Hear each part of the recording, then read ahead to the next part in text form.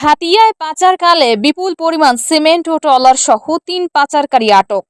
নোয়াখালীর হাতিয়ার বঙ্গোপসাগর দিয়ে মায়ানমারে পাচারের সময় বিপুল পরিমাণ সিমেন্ট সহ ৩ পাচারকারীকে আটক করেছে কোস্টগার্ড। বুধবার বিকেলে কোস্টগার্ডের মিডিয়া কর্মকর্তা লেফটেন্যান্ট কমান্ডার সাব্বির আলম সুজন এক বিজ্ঞপ্তিতে তথ্য জানান। কোস্টগার্ড জানায়, গোপন সংবাদের ভিত্তিতে বুধবার রাত ৩টার দিকে হাতিয়ার মৌলভীরচর সংলগ্ন সাগরে অভিযান চালায় কোস্টগার্ড স্টেশন হাতিয়া। এ সময় একটি সন্দেহভাজন স্টিল বডি ট্রলার থামিয়ে তল্লাশি চালানো হয়।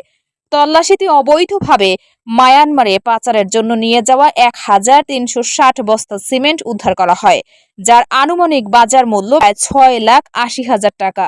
ঘটনার সাথে জড়িত থাকার অভিযোগে ট্রলারটিতে থাকা ৩ পাচারকারীকে আটক করা হয়েছে। আটককৃত পাচারকারী ও জব্দকৃত ট্রলারের বিরুদ্ধে আইনানুগ ব্যবস্থা গ্রহণের প্রক্রিয়া চলছে বলে জানিয়েছে কোস্টগার্ড।